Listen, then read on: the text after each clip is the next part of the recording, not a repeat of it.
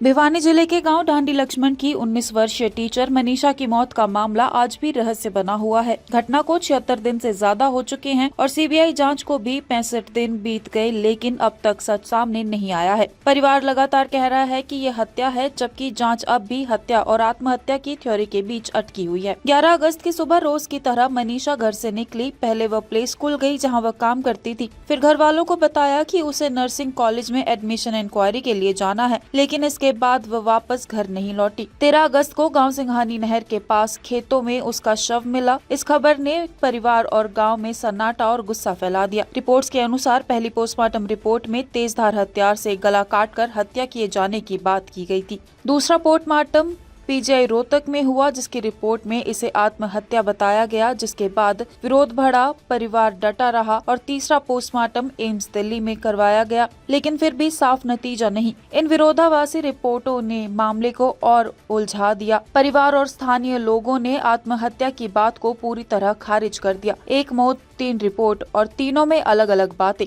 आखिर सच है कहां? बढ़ते विरोध, धरने और प्रदर्शन को देखते हुए 3 सितंबर को केस सीबीआई को सौंप दिया गया।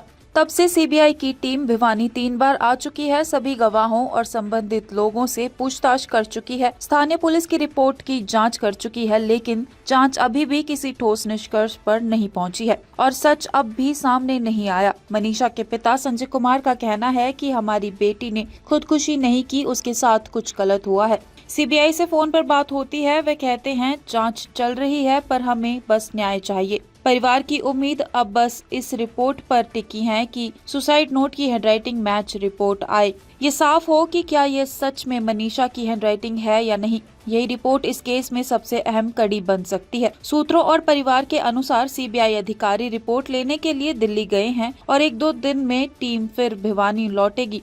सीबीआई ने परिवार को आश्वासन दिया है कि जांच तेजी से चल रही है और उचित कार्रवाई होगी। अब भी अनसुलझे बड़े सवाल। अगर हत्या हुई तो किसने और क्यों की? अगर आत्महत्या हुई तो आखिर किस दबाव में? क्या वह किसी धमकी, ब्लैकमेल या मानसिक तनाव में थी? सुसाइड नोट असली है या बनाया गया है? इन सवालों के जवाब अब तक सीबीआई के पास भी स्पष्ट नहीं है। मनीषा के पिता, मां और गांव के लोग महीनों से न्याय की राह देख रहे हैं।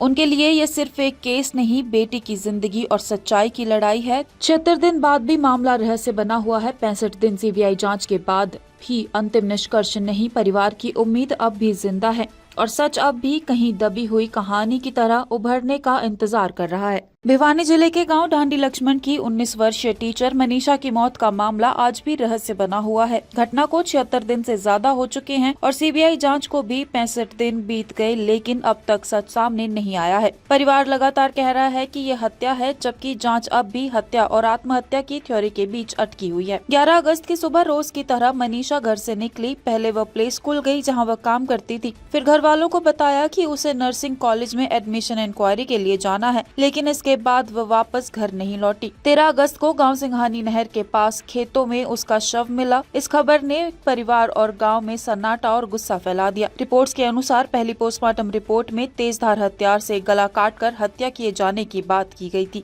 दूसरा पोस्टमार्टम पीजीआई रोहतक में हुआ, जिसकी रिपोर्ट में इसे आत्महत्या बताया गया, जिसके बाद विरोध बढ़ा, परिवार डटा रहा और तीसरा पोस्टमार्टम एम्स दिल्ली में करवाया गया, लेकिन फिर भी साफ नतीजा नहीं। इन विरोधाभासी रिपोर्टों ने मामले को और उलझा दिया। परिवार और स्थानीय लोगों ने आत्महत्या की बात को पूरी तरह खारिज कर दिया। एक मौत, 3 रिपोर्ट और तीनों में अलग अलग बातें।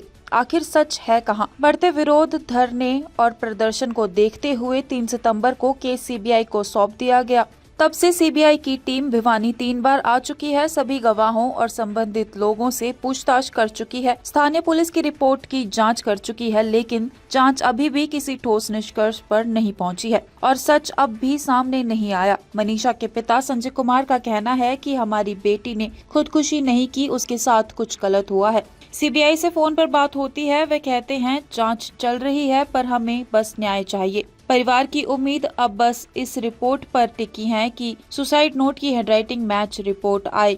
ये साफ हो कि क्या ये सच में मनीषा की हैंडराइटिंग है या नहीं। यही रिपोर्ट इस केस में सबसे अहम कड़ी बन सकती है। सूत्रों और परिवार के अनुसार सीबीआई अधिकारी रिपोर्ट लेने के लिए दिल्ली गए हैं और 1-2 दिन में टीम फिर भिवानी लौटेगी।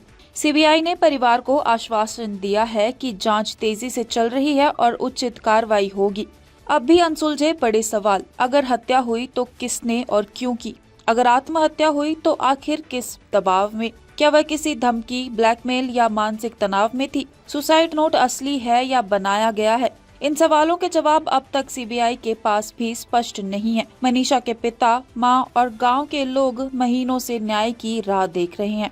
उनके लिए ये सिर्फ एक केस नहीं, बेटी की जिंदगी और सच्चाई की लड़ाई है। 76 दिन बाद भी मामला रहस्य बना हुआ है। 65 दिन सीबीआई जांच के बाद भी अंतिम निष्कर्ष नहीं। परिवार की उम्मीद अब भी जिंदा है और सच अब भी कहीं दबी हुई कहानी की तरह उभरने का इंतजार कर रहा है।